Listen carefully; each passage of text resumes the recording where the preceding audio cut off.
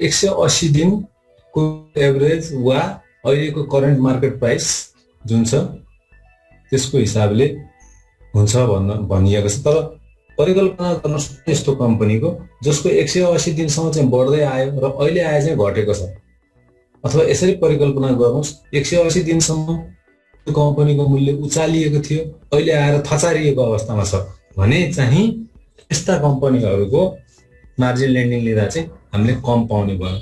र त्यो चाहिँ किसानले राष्ट्र बैंकले शेयर लगानीकर्तालाई घुमाएर शिक्षा दिन खोजेको पनि हो।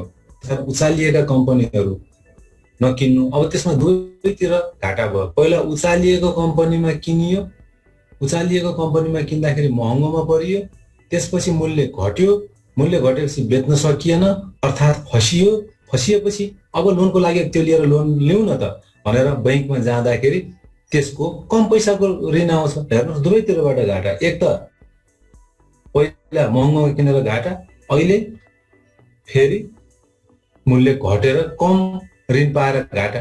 त्यसकारण जहिले पनि जस्टिफाइड मूल्य भन्छ नि, न्यायोचित मूल्यमा पाइएका शेयरहरू मात्रै किन्नुपर्छ भनेको कारण त्यही हो। यसलाई राष्ट्र बैंकले पनि घुमाएर मौद्रिक नीतिको समीक्षा मार्फत शिक्षा दिन खोजेको, यसको अन्तर्य हामीले बुझ्नुपर्छ है। अर्को कुरा मौद्रिक नीतिले भनेको चाहिँ अब ब्याज दर चाहिँ स्थिर हुन्छ, ब्याज दर अहिले तत्कालको लागि बढ्दैन भनेपछि सबै ब्याज दर बढ्दैन, शेयर मार्जिन लेन्डिङको पनि ब्याज दर बढ्दैन, यो राम्रो कुरा भयो।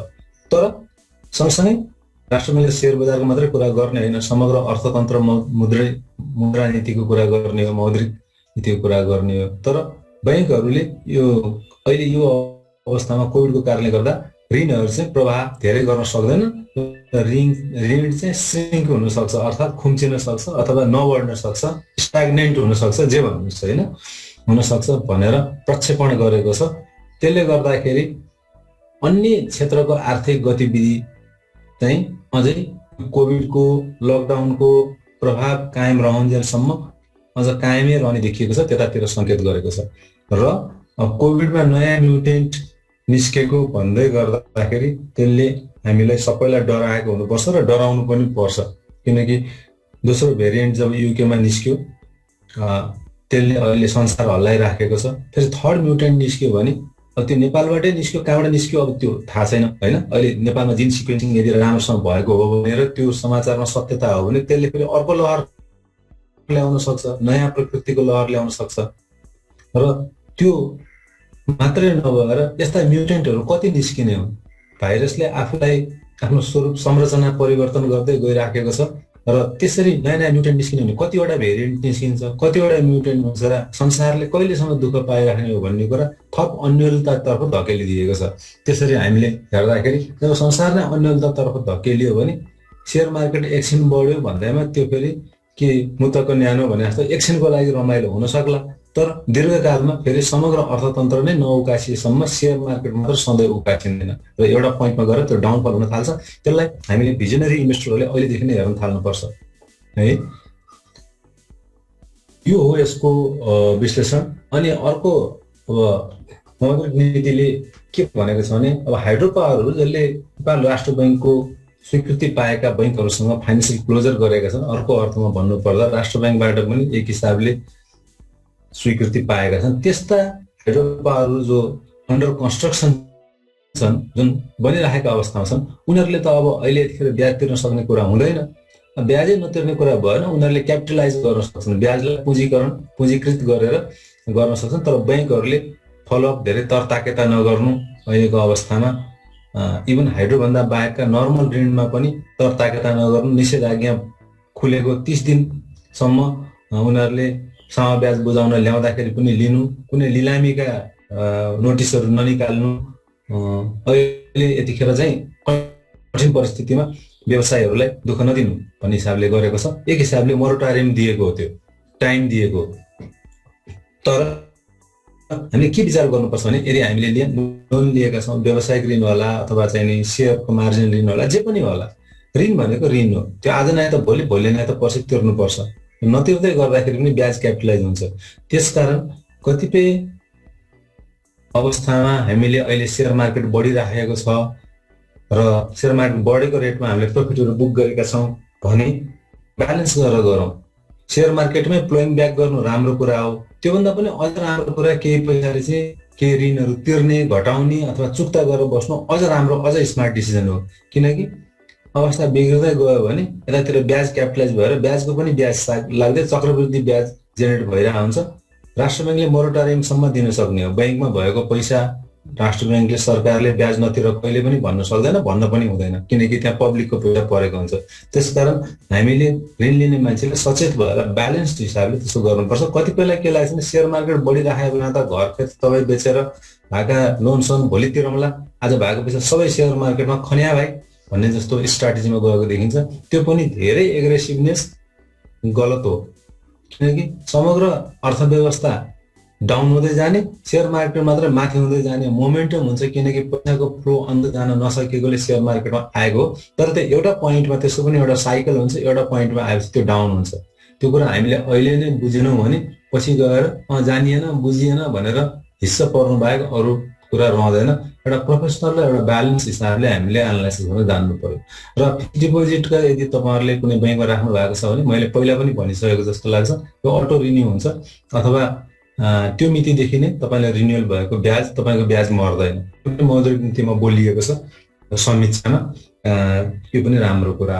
यति मैले मौद्रिक नीतिको समीक्षाको मेन पोइन्टहरू जसले हामीलाई असर गर्छ, सेयर बजार पुँजी बजारमा काम गर्ने मान्छेलाई असर गर्छ, यो कुराहरू मैले बताएँ। तपाईँहरूको थप के एनालाइसिस छ भने पछि भन्नु होला।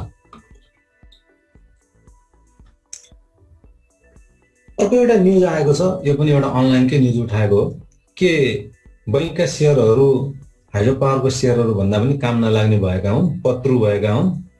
वो शब्दै त्यही राखेर न्युज आएको छ। यो एक हिसाबले हेर्दाखेरि कता कता सत्य न्युजलाई भन्न खोजिएको जस्तो पनि देखिन्छ। तर अर्को हिसाबले कुनै एउटा ग्रुपको सधैँ पक्ष पोषण गरेर न्युज लेख्ने अनलाइनले हाइड्रो पावरलाई अलिकति छ्यास्न खोजेको अथवा खिसी गरेको हो कि भने जस्तो पनि देखिन्छ। सत्यताको आडमा आफ्नो कुराहरू पनि अलिकति अब बायस हिसाबले दिन खोजेको जस्तो पनि कता कता देखिन्छ। किनभने कुरा चाहिँ फेरि न्युजको अन्तर्यमा समष्टिगत हिसाबले पल्टा चाहिँ भारी, चाहिँ सत्यताकै पल्टा भारी देख्छु मैले यसमा। यहाँ राकेशजीले केही भन्न हात उठाउनु भएको छ, म पछि आउँछु है। यसो हेर्दाखेरि बैंकहरू 300-400 को रेन्जमा 500 भन्दा तल 500 भन्दा माथि भएका 3-4वटा बैंकहरू मात्रै छन्। Standard chartered bank, Everest, Nobel, अरू कुन छ? धेरै छैनन्, एकदम कम छ। हिमालयन 643 को हाराहारी 600-700 भन्दा बढी एकदमै कम छन्। अरू सबै 300-400 मा हल्लिराखेका छन्। हाइड्रो पावरहरूले 1000 क्रस गरे अथवा 700-800 पुगेका छन् र उनीहरूले लाभांश दिन सक्ने क्षमता हेर्दाखेरि यदि फन्डामेन्टल एनालाइसिस गर्यो भने त्यो क्षमता देखिँदैन। जति प्राइस तिरिराखेको त्यो क्षमता देखिँदैन। तर कारोबारीहरूको नेचर नै कस्तो हुन्छ भने उनीहरूले फन्डामेन्टल हेर्दैनन्। किनकि 1 महिना 2 महिना 4 महिना होल्ड गर्ने मान्छेले फन्डामेन्टल किन हेर्छ? किनभनेदेखि उसलाई त डिभिडेन्ड खानु नै छैन। तर के पनि बिर्सनु हुँदैन भने मैले कुन पोइन्टमा गएर किन्दैछु र म के त्यसलाई ट्रान्सफर गर्न तयार छु। मैले 1000 रुपियाँमा कुनै हाइड्रो पावरको सेयर किने भने मेरो 10% अथवा 5% मात्र मेरो प्रफिट टार्गेट हो भने 1050 पुगेपछि मैले त्यो ट्रान्सफर गर्न सक्छु। अथवा ट्रान्सफर गर्न सकिनँ, 1000 मै पुगेर त्यो अड्क्यो र त्यो फेरि 900-800 भयो भने त कि त मैले घाटा खाएर बेच्नुपर्छ म कारोबारी हो भने, कि त होइन भने मैले फेरि लम्बा अड्किन्छु म। त्यसकारण ट्रान्सफर गर्न सक्छु कि सक्दिनँ, लङ टर्मको हिसाबले त ती कुनै पनि हिसाबले जस्टिफाइड छैनन्। लङ टर्म भन्नाले हामीले ग्रोथका कुरा गरौँला, अर्निङ पर शेयरको कुरा गरौँला, पीई का कुरा गरौँला, बुक प्राइस रेसियो, सबै अर्थमा ती महँगा भइसकेका छन्। तर ती कसैले निज स्वार्थवश उचालेका छन् कि पम्पिङ गरिराखेका छन् कि अथवा कुन लेभलमा पुगेपछि तिनले डम्पिङ गर्न सक्छन्। त्यो कहाँदेखि त्यसको मूल्य अलिकति अस्वाभाविक हिसाबले बढ्न थाल्यो, त्यो प्राइस लेभल र अहिले कहाँ पुग्यो त्यो प्राइस लेभल र त्यसको ग्यापको डिफरेन्स हिसाब गर्दाखेरि कति पर्सेन्टले बढ्यो र अब त्यसपछि कति पर्सेन्टले त्यसमा प्रफिट बुक गरेर त्यसलाई त्यो डम्प हुन थाल्छ भन्ने कुराको अलिकति आकलन गर्न सकिन्छ। एउटा अनुभवी कारोबारले त्यो कुरा सुँगेरै पत्ता लगाउँछ है, त्यो सेन्स गर्छ। त्यसकारण त्यो त्यति सेन्सिबल हामी छौँ भनेदेखि ट्रेन्ड आएको बेलामा कारोबारीको लागि trend is your friend until it is bend भन्ने उखान नै छ। तर ट्रेन्ड नै नबुझिकन अब यो बढ्यो, अब आकाशै छुन्छ, यसको माथि जाने, माथि गएर यसको कुनै लिमिटै छैन भन्ने हिसाबले नबुझिकन आयो भने चाहिँ हाम्रो पैसा कुनै एउटा पोइन्टमा गएर नराम्रोसँग फस्न सक्छ। जसरी अहिले धेरै मान्छेहरूले भन्नुहुन्छ स्ट्यान्डर्ड चार्टर मैले 8500 हुँदाखेरि लिएको, अहिलेसम्म उत्रिनु सकेको छैन। मैले 1800 मार्केट पुग्दाखेरि चाहिँ कुनै कम्पनीको सेयर मैले 2400 मा लिएको, अहिलेसम्म पनि म सहमत छैन।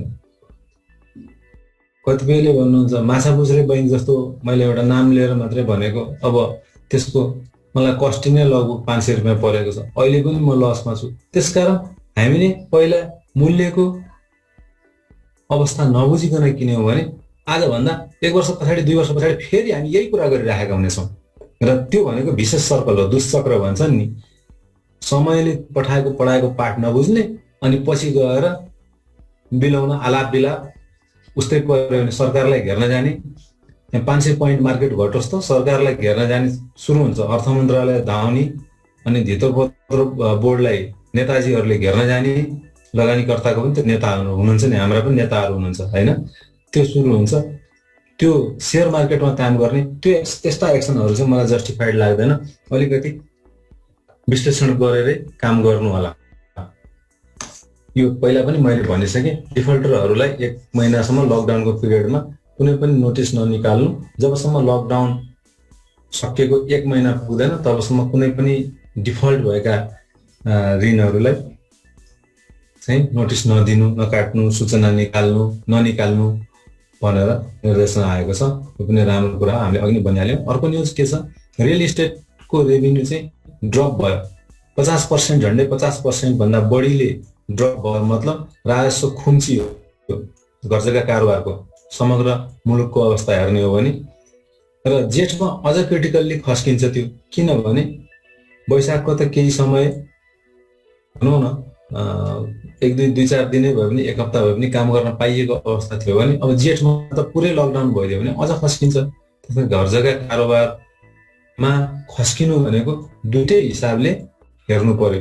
एउटा कुरो त सरकारलाई राजस्व आएन ठिक छ, तर घर जग्गा कारोबारमा नआएका, काम हुन नसकेका पैसाहरू पनि अल्टरनेटिभली सेयर मार्केटमा आउँछन्। अनि किनकि अहिले मौद्रिक कारोबार गर्ने, पैसाको कारोबार गर्ने एउटा मात्रै स्थान खुला भनेको सेयर बजार हो। त्यसकारण मोमेन्टम टेम्पोररी हिसाबले त्यसको क्यापिटलको फ्लो, पैसाको फ्लो चाहिँ सेयर मार्केटमा आउँछ। त्यसो भएर 11 अर्ब क्रस गर्यो हिजोको हिसाबले हेर्नुहुन्छ भने। 11 अर्बले क्रस गर्दै गर्दा प्रष्ट रूपमा 1 दर्जन भन्दा बढी कम्पनीको सेयर मूल्यहरू अस्वाभाविक रूपले उचालिएको देख्न सकिन्छ। त्यसलाई चिन्न सक्नु पर्यो। र यो मौका पनि हो र चेतावनी पनि हो, दुइटै हो यो अहिले बढेको मार्केट चाहिँ होइन।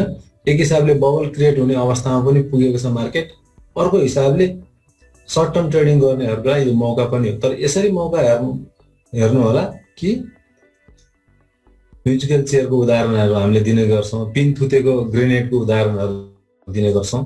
एकदमै आफू बचेर गर्नु होला र मौका यो भनेर सारा पैसा खन्याएर काम पनि नगर्नु होला, संयमित भएर गर्नु होला। मेसेज चाहिँ त्यो हो, यो अवसर पनि हो, एकदम चेतावनी पनि हो। अब पोलिटिक्सको कुरा अलिकति हामीले गरिहाल्यौँ।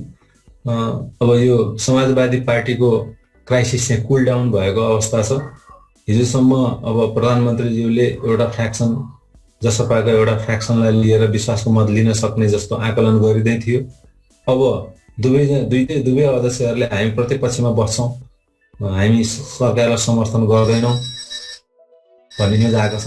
त्यो भनेको चाहिँ प्रधानमन्त्री नै ताकिन्छ भने किन चाहिँ अहिलेको प्रधानमन्त्रीको सरकारमा गएर मन्त्री खाने भाइ, आइज तँ पनि मिल म पनि मिल्छु, प्रधानमन्त्री नै ताकौँ, दिन्छन् नदिए त नदिने यसै छँदैछ। अनि सेन्टिमेन्ट पनि ओहो प्रतिपक्षमा बसे यिनीहरू भन्ने पनि पाइन्छ। राजनीतिक फाइदा लिन खोजेको अवस्था हो जसपाले।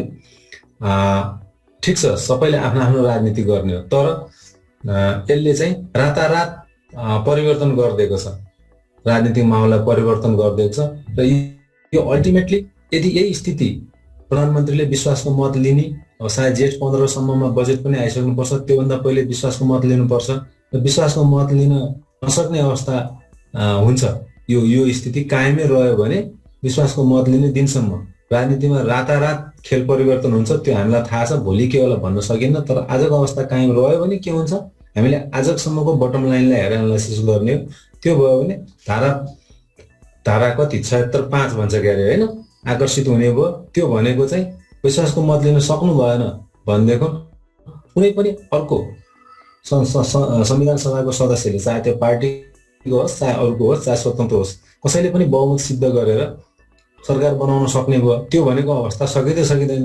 जेठा मामाको त यो गति छ होइन, अब अरू कान्छा मामाको के गति होला, त्यो सक्ने कुरा आउँदै आउँदैन। त्यो 99.99% असम्भव कुरा हो। त्यो भयो भने के हुन्छ त, फेरि अर्ली इलेक्सनतिर मुलुक जान्छ, फेरि चुनावतिरै मुलुक जान्छ। त्यो सम्भावना बढी हुन्छ यदि आजैको अवस्था कायम रह्यो भने। यो चाहिँ अब जसपाले चाहिँ महन्त ठाकुर अब पिएम हुन सक्नुहुन्छ त भन्ने पनि अनलाइनहरूमा चर्चा देखिन्छ। पक्का पनि ताकेको चाहिँ हो र एउटै तिरले तीनवटा शिकार गर्न खोजेको हो। पहिलो कुरा पब्लिकमा सेन्टिमेन्ट के जान्छ, एउटा प्रतिपक्षको धर्म निभाए, एउटै विरोधी खेमामा उभिए, त्यो सेन्टिमेन्ट पनि आउने हो। अर्को कुरा किन फ्याक्सन भएर जाने, पार्टी एकता पनि जोगियो। एउटा फ्याक्सन सरकारमा जाने एउटा नजानेमा थियो, त्यो पनि पार्टी एकता पनि जोगिएको जस्तो भयो। अर्को भनेको ओली सरकारमा गयो भने मन्त्रीहरू पाइएला कि मलाई नै प्रधानमन्त्री बनाऊ अनि त्यसपछि हामीलाई प्रधानमन्त्री बनाऊ, तिमीहरू मन्त्री बनाऊ भने त प्रधानमन्त्री पड्काउन पाइयो, च्याके थापेको हो। त्यो हिसाबले गर्दाखेरि उनीहरूले आफ्नो स्ट्राटेजी ठिकै लिएको छ जसपाको हेर्दाखेरि, उनीहरू पार्टीगत हिसाबले हेर्दाखेरि होइन। तर भोलि के हुन्छ, ठाकुरजी प्रधानमन्त्री बन्नु होला नबन्नु होला, भोलिको राजनीति हो, सम्भावनाको खेल हो, भोलि देखाउँछ होइन। भएन भने चाहिँ अर्ली इलेक्सनमा जाने जस्तो देखिन्छ। यसले सेयर बजारलाई के असर पर्छ, यसलाई विभिन्न, अब हामीले त फेरि सेयर बजारमा ल्याएर जोड्नु पर्यो, मार्केटको मा ल्याएर जोड्नु पर्यो हरेक न्युजहरूलाई। यसले के असर पर्छ भने दुईटा हिसाबले सेयर मार्केट बढिरहेको छ। एउटा विश्वासको मत लिइहाल्यो भने पनि सरकार स्टेबल हुन्छ।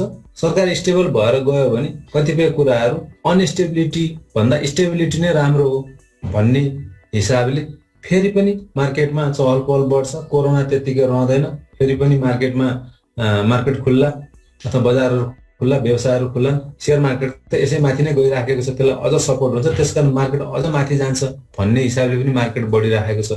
अर्को चुनावमा मुलुक जान्छ भन्दै गर्दाखेरि पनि अब चुनावमा त बेसरी खर्च हुन्छ, क्यापिटलको फ्लो हुन्छ होइन, आर्थिक यो कारोबारहरूमा तेजी आउँछ। त्यो आर्थिक कारोबारमा तेजी आएपछि अब अहिले चौथो क्वार्टरमा मुलुक चलिरहेको छ, सरकारी खर्च पनि पुँजीगत खर्चहरू पनि केही न केही बढ्छन्। स्टेबल भयो भने पनि पुँजीगत खर्च बढ्छ, स्टेबल भएन भने पनि मुलुक चुनावमा गयो भने चुनावी हिसाबले पनि आर्थिक कारोबारमा तेजी आउँछ। दुईटै हिसाबले मनीको सर्कुलेसन चाहिँ हाई हुन्छ मार्केटमा, त्यसकारण त्यसको रिफ्लेक्सन सेयर मार्केटमा आउँछ भन्ने हिसाबले पनि सेयर मार्केट बढिरहेको छ।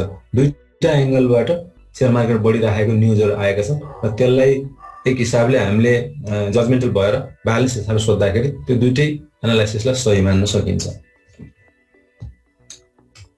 ओके साथीहरू, अब आजको न्युजहरू यति 5वटा न्युजहरू मैले लिएँ।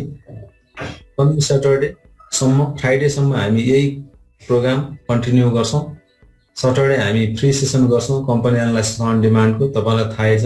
सन्डे कम्पनी एनालाइसिस, आउने हप्ताको लागि ट्रेडरहरूको लागि रियल एनालाइसिसहरू गर्छौँ 10-15वटा कम्पनीहरूको, ताकि तपाईँले हप्ताभरि त्यसमा ट्रेड लिन सक्नुहोस्। हाम्रो प्रोग्राम सकिसकेको छ साथीहरू, जो साथीहरूलाई प्रेसर छ उहाँ साथीहरू जान पनि सक्नुहुन्छ होइन। मैले फेसबुकको साथीहरूलाई एकछिनपछि बिदाई गर्छु। हाम्रो ट्रेनिङ सेयर बजारको बेसिक प्लस ट्रेनिङ पनि हामी गर्छौँ, केही समयपछि हुन्छ। सेयर बजारको यो ट्रेनिङलाई लिन चाहनुहुन्छ भने नेपाली पेसालाई फलो गर्दै गर्नु होला। त्यसपछि फन्डामेन्टल टेक्निकल एनालाइसिसको ट्रेनिङ हुन्छ, यसलाई पनि फलो गर्दै गर्नु होला। त्यसपछि जम्बो पेन्सन प्लान हाइब्रिड इन्भेस्टमेन्टको ट्रेनिङ हुन्छ।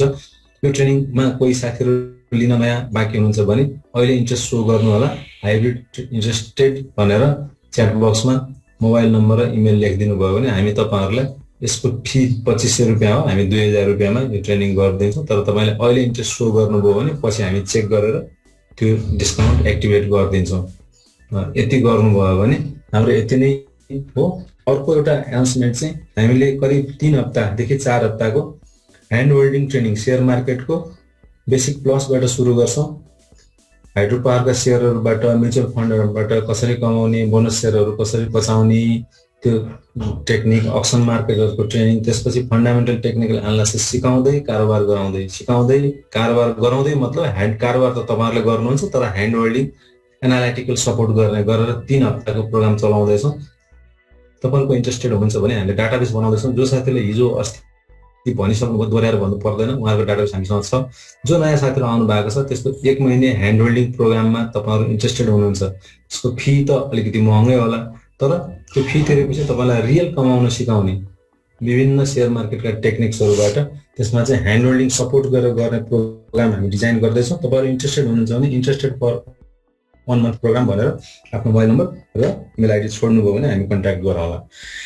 धन्यवाद साथीहरू, यति नै हो। मैले फेसबुकको साथीहरूको कमेन्ट पछि हेर्नेछु। अहिले तपाईँहरू सबै फेसबुकमा आइदिनु भयो। तपाईँहरू सबैमा भन्नुभएको छ तपाईँ कतिको एग्रेसिभ ट्रेडर हो, 3 महिनाको सम्म मात्रै होल्ड गर्नुहुन्छ भने 5 देखि 10% भन्दा बढी एक्सपेक्ट गर्न सकिँदैन। 6 महिनासम्म होल्ड गर्नुहुन्छ भने 15-20% पनि एक्सपेक्ट गर्न सकिएला। जति धेरै होल्डिङ त्यति धेरै प्रफिटको र स्टप लसको टार्गेट राख्नुपर्छ। एकजना साथीले एनआइपी को 50 किता किनेको 100 मात्र पठायो के भयो भनेको छ। 50 किता फरक मान्छेसँग किनेको, उसले इडिआइएस गर्न नसकेकोले क्लोज आउटमा परेको हुनसक्छ। आफ्नो ब्रोकरसँग सम्पर्क राख्नु होला। प्राइमरी आइपी र बुक बिल्डिङमा मैले अझै पनि एउटा त्यहाँ हेरिराखेको छु, बुक बिल्डिङको के फरक छ भन्नुभएको छ। प्राइमरी आइपी हामी सबैले बुझेको, बुक बिल्डिङ भनेको चाहिँ क्वालिफाइड इन्स्टिट्युसनल इन्भेस्टर, जुन नेपालमा अहिले 88 वटा इन्स्टिट्युसनल इन्भेस्टर पुगेका छन्। उनीहरूले पहिला बिडिङ गर्छन्, जुन आइपिओमा आएको, आइपिओ बुक बिल्डिङको मार्फतबाट आएको हो।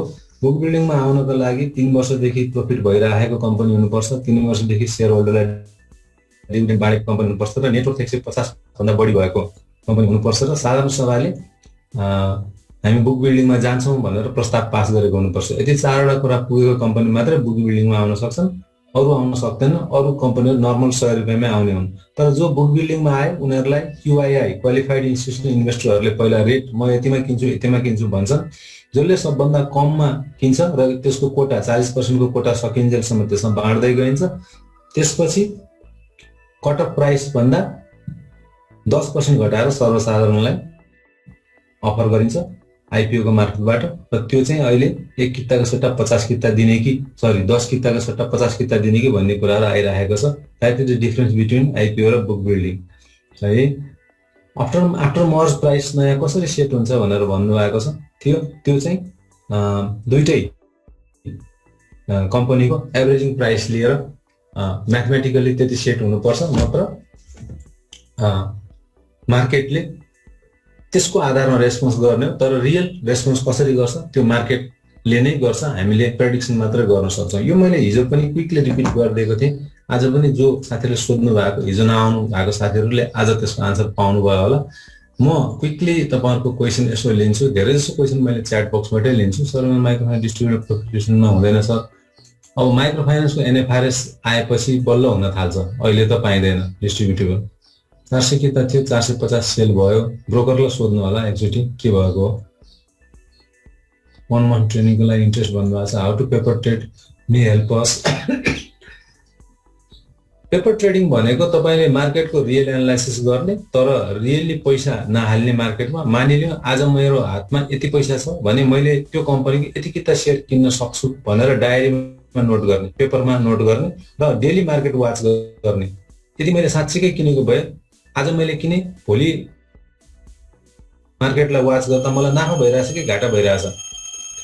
अनि stop loss profit target set गर्ने, प्रफिट टार्गेट हिट भयो बेचिदिने, फेरि अर्को नयाँ कम्पनी पेपरमै किन्ने, स्टप लस हिट भयो भने बेचिदिने, फेरि अर्को नयाँ कम्पनी किन्ने। त्यो पेपरमा ट्रेड गरेर हेर्ने, ताकि यदि मैले रियल्ली ट्रेड गरेको भए नाफा हुन्थ्यो कि घाटा हुन्थ्यो भन्ने पत्ता लगाउनलाई, त्यसलाई पेपर ट्रेड भनिन्छ। र सिकारु पहिला सुरुमा सेकेन्डरी मार्केट प्रवेश गर्ने मान्छेहरूले पेपर ट्रेड गरेर गयो भने बिस्तारै कन्फिडेन्स बढी हुन्छ र रियल ट्रेडमा पनि नाफा गर्न सक्छ। मैले साँच्चीकै लिएको भए नाफा हुन्थ्यो कि घाटा हुन्थ्यो, त्यो पत्ता लगाउँदै गयो भने कन्फिडेन्स बिल्ड गर्ने एउटा तरिका हो।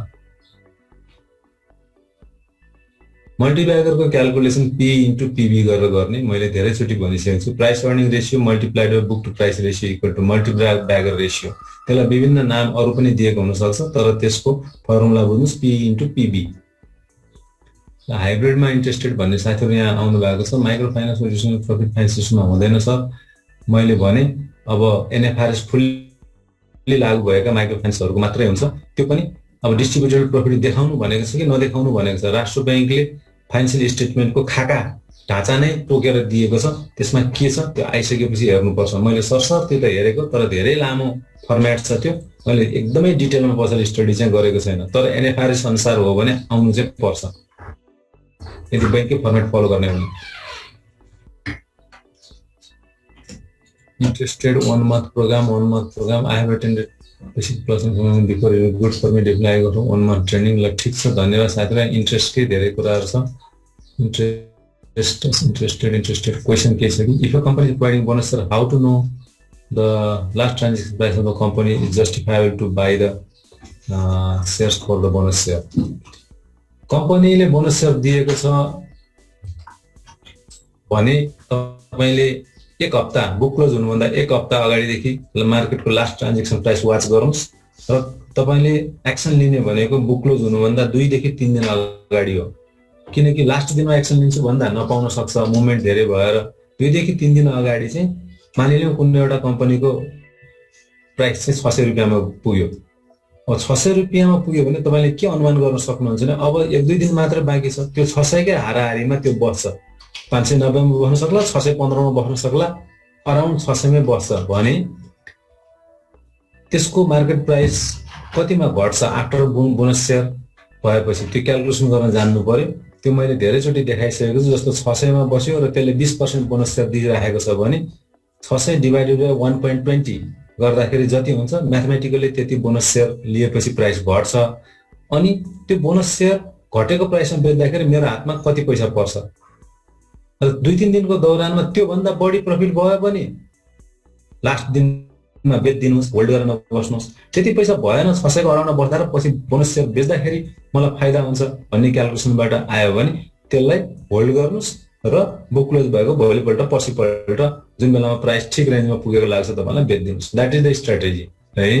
बोनस शेयर होल्ड गर्ने कि बेच्ने भन्ने चाहिँ त्यो हामीले बेसिक प्लस ट्रेनिङमा डिटेलमा भन्छौँ। ल सेलेक्ट फन्डको एउटा कुरा गर्नु भएको छ। दुईटा सेलेक्ट फन्डहरु आइराखेका छन् जस्तो लाग्छ मलाई। एउटा एनएबी सेलेक्ट फन्ड जस्तो लाग्छ, एउटा प्रभु सेलेक्ट फन्ड। यो भनेको केही पनि हैन, म्युचुअल फन्ड हो। एउटा मार्केटिङमा नयाँ नाम दिएको।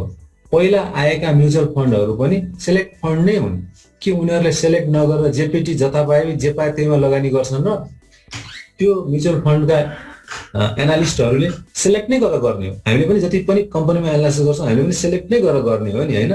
सकेसम्म त नराम्रो ठाउँमा शेयरमा कसले लगानी गर्न चाहन्छ र जानी जान्छ, कोही खाल्टोमा पर्न चाहदैन। त्यसकारण पहिलाका म्युचुअल फन्ड पनि सेलेक्ट नै थिए, नाममा सेलेक्ट हुँदैन थियो।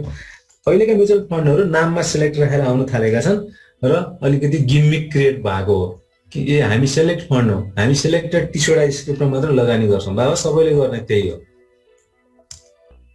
तपाईले अहिले 30 वटा फन्ड सेलेक्ट गर्नुभयो, 8-10 वर्षसम्म म्युचुअल फन्ड राख्नुहुन्छ, दोस्रो तेस्रो वर्षमा गएर त्यो कम्पनी खत्तम भएर बिग्रियो भने के मैले 2 वर्ष अगाडि गुड सेलेक्ट गरेको थिएँ भने पुरेर बसिराख्नुहुन्छ र डेफिनेटली अपलोड गर्नुहुन्छ, तपाईहरु बेच्नुहुन्छ। त्यसकारण every mutual fund are select fund त्यो हुनै पर्छ।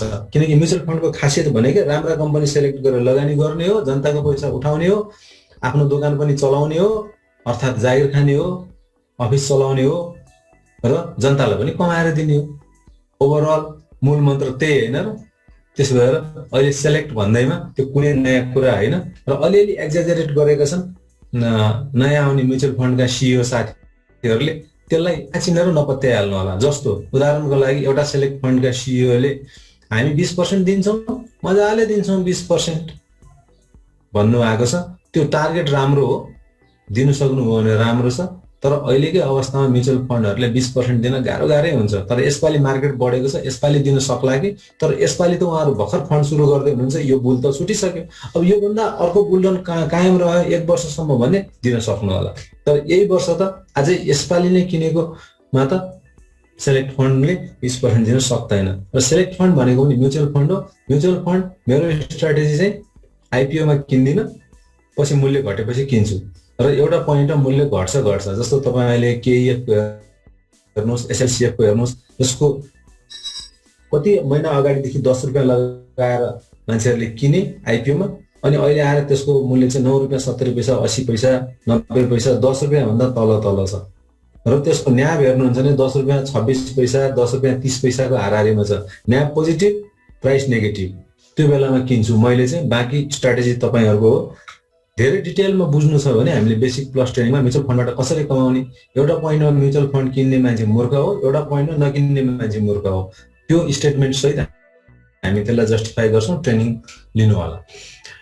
ओके, केही नयाँ छ भने मैले माथि त इन्ट्रेस्टेड धेरै देखेँ, तल चाहिँ क्वेसन तल होला। How to get average dividend yield of 5 years or it is useless. नेपालको सन्दर्भमा जसले कन्सिस्टेन्ट डिभिडेन्ड दिन सक्छ उसको चाहिँ अब एभरेज डिभिडेन्ड यील्ड भनेको त सिम्पल हिसाबले 20 रुपियाँ कमायो, तपाईँलाई 15 रुपियाँ दियो, डिभिडेन्ड यील्ड 15% भयो, रिटेन्सन रेसियो 5% भयो। हरेक वर्षको जोड्नुहोस्, एभरेज गर्नुहोस्। तर नेपालमा कन्सिस्टेन्टली दिन सक्ने 2-4वटा कम्पनी थिए, अहिले तिनको पनि हालत त्यति राम्रो छैन। त्यसकारण नेपालको सन्दर्भमा एभरेज डिभिडेन्ड यील्डले खासै धेरै लङ टर्ममा फन्ड यो स्क्रिप्ट सेलेक्ट गर्नलाई खासै धेरै हेल्प गर्दैन। बुलर बियरको रनको अवधि कति हुन्छ? अवधि सामान्यतया अब 5-6 वर्षमा साइकल आउँछ भनिन्छ, तर त्यसलाई पनि मनसुनको साइकल जस्तो भनेर बुझ्छन्, त्यस्तो हुँदैन। शेयर मार्केटमा भएका तेजी र डिप्रेसनले शेयर मार्केटको पनि साइकल गर्छ। इकोनोमीको साइकलले शेयर मार्केटको साइकललाई निर्धारण गर्ने हो। त्यो चाहिँ 5 वर्षपछि आइहाल्छ भन्ने पनि हुँदैन हैन। आइसकेपछि पनि त्यसले पिकअप लिँदैन, त्यो हेरिकन हुन्छ। सामान्यतया 5-6 वर्षको राख्नुस् न। डिस्ट्रिब्युटेड इपिएसमा कति, आरओई र डिस्ट्रिब्युटेड इपिएसमा कतिको फरक छ? आरओई भनेको रिटर्न अन क्यापिटल इम्प्लोइड हो। क्यापिटल इम्प्लोइडमा तपाईँले सेयरलाई मात्र हेरेर पुग्दैन। क्यापिटल इम्प्लोइड भनेको रिजर्भ, सरप्लस, प्रिमियमहरू सबै राखेर त्यसमा कति पर्यो भनेर हेर्ने हो आरओई चाहिँ है। रिटर्न अन इक्विटी भन्नु, त्यसमा आरओईले रिटर्न अन इक्विटी पनि भनिन्छ। इक्विटी भनेको हो भनेदेखि चाहिँ नि डिस्ट्रिब्युटेड प्रफिट भनेको त सम्भावना भयो। रिटर्न अन इक्विटी भनेको उसले हिस्ट्रीमा कति रिटर्न दिएको छ इक्विटीमा, त्यो भयो। दुईटा फरक भयो नि त। एउटा चाहिँ डिस्ट्रिब्युटेड प्रफिट यतिसम्म बाँड्न सक्छ अब आउने वर्षमा डिभिडेन्ड भन्ने देखाउने एउटा सम्भावनाको कुरा भयो। आरओई भनेको हिस्ट्री भयो, उसले कतिको दरले डिभिडेन्ड दिइरहेछ। कसैले आरओसी पनि भन्छन् त्यसलाई है। रिटर्न अन क्यापिटल इम्प्लोइड भनेको चाहिँ फेरि इक्विटी मात्र लिएर हुँदैन, त्यसमा क्यापिटल इम्प्लोइड भनेको रिजर्भ, सरप्लसहरू पनि पर्छ। त्यो एकाउन्टिङको प्रश्न भयो। मैले यहाँ सबै कुरा एकाउन्टिङको बताउन नसकौँला पनि है। हामीले स्ट्यान्डर्ड डेभिएसन एटीआर क्याल्कुलेट गरौँ, त्यसैले प्रफिट युज गरेर कन्टिन्यू गर्दा यो अलिकति हाई लेभलको क्वेसन भयो। तपाईँले एटीआर युज गर्नुहुन्छ भने एटीआरले प्रफिटको धेरै युज हुन्छ, तर एउटा युज चाहिँ तपाईँको प्रफिटेबिलिटी रेन्ज गर्नलाई पनि र स्टप लस कति राख्ने, प्रफिट टार्गेट कति राख्ने भनेर खास गरी प्राइस एक्सन ट्रेडरहरूले त्यसलाई हेर्ने गर्छन् है। अब यो चाहिँ आफैले स्टडी गर्नु होला। सर अहिले मैले यहाँ भनेर पनि तपाईँले बुझ्नु होला, धेरैले बुझ्नुहुन्न यो। ongoing market, sir, it is possible to analyze the ongoing market trend. It seems a bullish trend. Market bullish हो कि होइन भन्ने हेर्ने थुप्रै तरिकाहरू छन्। त्यसमध्ये समग्र मार्केटको हिसाबले हेर्ने हो भने इलियट वेभ एउटा तरिका हो। तपाईले कुन तरिकाले हेर्नुहुन्छ? मान्छेलाई त 2 दिन बढ्यो भने बुलिश भइहाल्छ, 2 दिन घट्यो भने बियरिश भइहाल्छ। त्यस्तो अन्डरस्ट्यान्डिङ चाहिँ सही अन्डरस्ट्यान्डिङ होइन। थ्योरेटिकल मेजरमेन्ट गर्ने तरिकाहरू छन्, प्र्याक्टिकली मेजरमेन्ट गर्ने तरिकाहरू छन्, स्टडी गर्नु होला। इट सिम्स बुलिश, अब तपाईँलाई बुलिश लाग्यो होइन, बुलिश नै छ अहिलेको अवस्थामा, बुलिसै भन्नुपर्छ। यो अवस्थालाई पनि बुलिश नभने कसलाई भन्ने? बुलिश मात्र नभएर बबलै क्रिएट हुन लागिसकेको अवस्था हो। फन्डामेन्टल मार्केट इकोनोमीको इन्डिकेटरलाई हेर्ने हो भने है। Kindly explain about dividend yield in alpha बिटा। यो अहिले गर्न सकिँदैन सर, यो टेक्निकल एनालाइसिसको क्वेसन भयो। हामीले कुनै पनि यो माथि गइरहेको रहेछ। केबीएस यो कम्पनीको सेयरहरूको अहिले भन्न सकिएन। Why reserve surplus quarter Q2 is still different in quarter 3, same quarter Q2 surplus of same quarter, reasons of same quarter Q2 is stated different from Q quarter 3 in previous quarter ending section. Quarterly रिपोर्टहरूमा रिजर्भहरू फरक पर्न सक्छ नि त। Reserve भनेको accounting head भयो, return अर्निङमा पहिला पैसा बसेको हुनसक्छ, रिटर्न अर्निङबाट रिजर्भमा फाइनली ट्रान्सफर गरेको कुरा हुनसक्छ। त्यसकारण फरक त पर्न सक्छ, एउटै हुनुपर्छ भन्ने जरुरी छैन।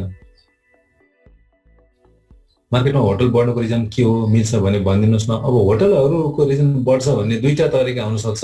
कोभिड सधैँ रहँदैन, त्यसपछि आफ्टर कोभिड होटलहरूले उछाल लिन्छन् भन्ने हिसाबले हेर्नुहोस्, ठुलो ठुलो इन्स्टिट्युसनल इन्भेस्टरहरूले त्यसरी नै मार्केटमा गर्छन्। अहिले सानो इन्भेस्टरहरूले कोभिड छ खत्तम खत्तम खत्तम भनिराखेको बेलामा आफ्टर कोभिड के हुन्छ, कतातिर मार्केटको उछाल जान्छ भनेर ठुलो ठुलो प्रेडिक्टरहरूले इन्भेस्टरहरूले त्यसरी पनि इन्भेस्ट गरेर गर्ने गर्छन्। अब होटलमा पनि कोही ठुलो इन्भेस्टरले त्यो देखेको भने ठिक छ, त्यो एउटा रिजन हुनसक्छ। नेगेटिभली हेर्ने हो भने अहिले सबभन्दा तल पुगेको अवस्था चाहिँ यसलाई उचालो अलिकति माथि लैजाउँ भने सर्वसाधारण लगानीकर्तालाई टोपी लगाउँ भन्ने हिसाबले उचालेको नि हुनसक्छ। दुईटै कुरा हुनसक्छ। तर नेपालको त्यसमा दोस्रोवाला चाहिँ सम्भावना बढी छ है। पहिलोवाला त्यस्तो मार्केटको मुभमेन्ट भन्दा अगाडि गएर एनालाइसिस गर्ने एनालिस्टहरू नेपालमा धेरै नै कम होला। How does volume of promoters effect the price of stuck in. Bank तथा वित्तीय संस्थाको कुरा गर्नु भएको हो भने त्यसले खासै असर पार्दैन, किनकि दुईटैको प्राइस अलग हुन्छ।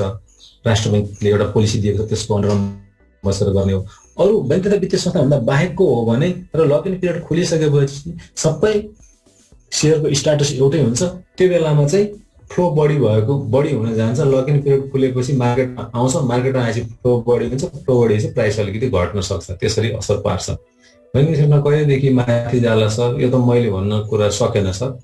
मार्केट माथि जान लागिसक्यो नि। अब बाँकी रहेका 200-300 को रेन्जमा भएकाहरू फाइनेन्स कम्पनी हुन्। आइज भाइ ठोक यसलाई उचाल भनेर माथि गइसकेको देख्नु भएन। अब बिस्तारै आउँदैछ नि। त्यो चाहिँ नेपालमा फन्डामेन्टल्ली स्ट्रङ भएर माथि जाने चाहिँ त्यो चाहिँ अर्गानिक ग्रोथ हो। नेपालमा त्यो हेर्नलाई बेरालाकोटी भन्छन् नि, बडा मुस्किल छ।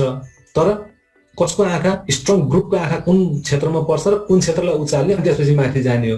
त्यो फाइनेन्स कम्पनीबाट सुरु भइसकेको छ। फाइनेन्स र केही विकास बैंकबाट सुरु भइसकेको छ। बैंकलाई त अहिले आँट ठुलै गर्नु पर्यो नि त। अब 15 अरब चाहिँ 20 अरबको क्यापिटल लिएर बसेको कम्पनी बोक्न त फेरि अरबौं रुपियाँ लिएर बस्नु पर्यो। त्यहाँ त उचाल्न गाह्रो छ नि त। अनि जहाँ गाह्रो हुन्छ त्यहाँ आँखा पर्दैन, त्यहाँ आँखा नपरेपछि अर्ग्यानिकल्ली मात्रै ग्रोथ हुनु पर्यो। अर्ग्यानिकल्ली ग्रोथ किन हुन्छ जबकि बैंकिङ सेक्टरको एभरेज कमाएर दिन सक्ने औसत भनेको एभरेजमा 14-15% मात्रै हो भने त्यसलाई उचाल्न पनि गाह्रो छ। उचाल्न गाह्रो भएको हुनाले खेलाडीको आँखा पनि कम पर्छ। अब त्यो धेरै कारणहरू हुन्छन् होइन, मैले सबै कुरा यहाँ कोट्याइ भन्नु राम्रो हुँदैन।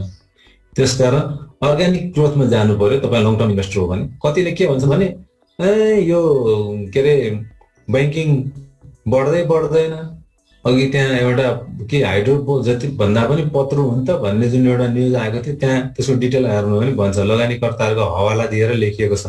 बढ्दैन। योभन्दा त मैले माइक्रो फाइनेन्स लिएको भएदेखि कहाँ पुगिसक्थ्यो, इन्सुरेन्स लिएको कहाँ पुगिसक्थ्यो। जुन बेलामा स्ट्यान्डर्ड चार्टरको 8500 8800मा लिए नि, त्यो बेला पनि त्यही भनेर लिएको। मलाई माइक्रो फाइनेन्स बढ्दैन, बैंकिङमा त झ्याप्प, किनकि त्यतिखेर त 2 अरबको बैंक थियो, चलखेल गर्न पनि सजिलो थियो भनेर 8800मा लिँदाखेरि अहिले लम्बा फसेर अहिलेसम्म उत्रिन नसकेका लगानीकर्ता पनि छन् नि त। भोलि त्यो अहिले बढेको बेलामा जुन कम्पनीको सेयर लिने लगानीकर्ताहरू 5 वर्षपछि त्यही रोना रोइरहेका हुन्छन्। झ्याप्प बढ्ने बेला भनेर लियो, आफूले लिएपछि घट्न थाल्यो, अहिलेसम्म उत्रेको छैन। अनि बरु बैंकिङ लिएको भएदेखि त्यो बेलामा 500 रुपियाँमा लिएको बैंक आज 800 त पुगेको छ।